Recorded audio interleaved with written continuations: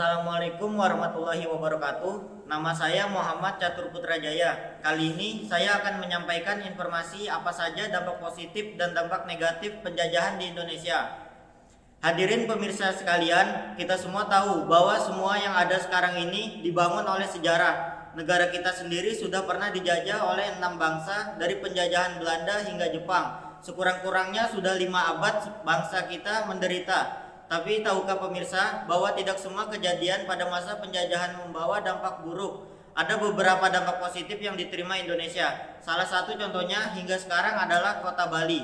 Pada masa penjajahan Belanda, mereka memfokuskan pembangunan AW Al Pulau Bali sebagai cagar budaya dan alam, lalu mempromosikannya kepada negara luar sebagai pulau tropis yang eksotis. Dikarenakan itulah hingga saat ini Pulau Bali menjadi salah satu destinasi wisata yang populer di Indonesia.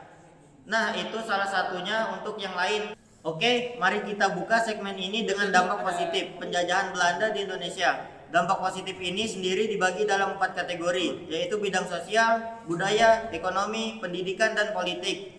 Dampak positif penjajahan Belanda. Dalam bidang sosial, kita dapat mengambil contoh yaitu berkurangnya kekuasaan feodal di Indonesia. Feodalisme sendiri adalah sistem sosial yang memberi kekuasaan pada golongan bangsawan.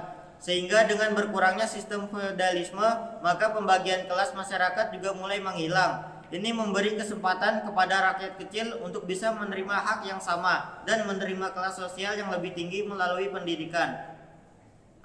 Untuk bidang ekonomi, tidak bisa dipungkiri bahwa pengetahuan dari bangsa Belanda sangat berperan penting dalam perkembangan ekonomi Indonesia. Warga Indonesia yang sebelumnya bertransaksi menggunakan sistem barter, akhirnya mulai mengenal mata uang. Pihak Belanda juga berperan penting dalam perkembangan transportasi di Indonesia, sehingga pendistribusian barang jauh lebih efisien. Dalam bidang pendidikan, sekarang dalam bidang pendidikan ini ternyata Belanda juga ikut memfasilitasi pendidikan bagi rakyat Indonesia. Dikarenakan kritikan dari bangsa Eropa lainnya sebagai penjajah yang tidak manusiawi, membuat Belanda mau tidak mau harus menyediakan fasilitas pendidikan kepada bangsa yang dijajahnya. Selain itu, hal ini juga dapat menguntungkan pihak Belanda, dikarenakan Belanda bisa memenuhi kebutuhan akan tenaga kerja yang lebih terampil. Nah, ini terakhir dalam bidang politik, yaitu dalam bidang politik.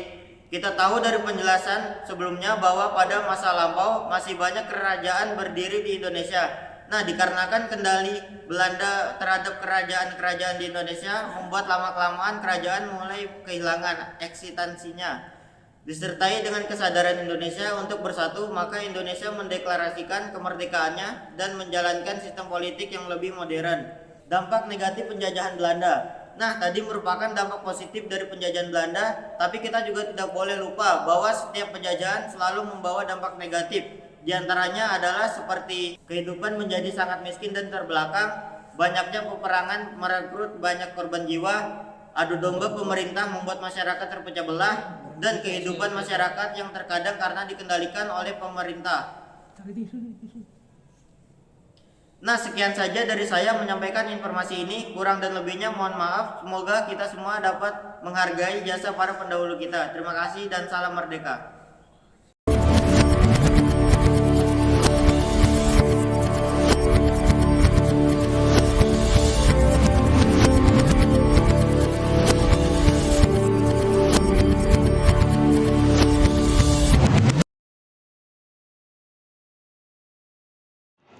Wis sama Bang Putra nih. Wih, ada Putra nih. Coba ceritain dong tadi di syuting jadi apa aja. Woi Don, jadi apa tadi?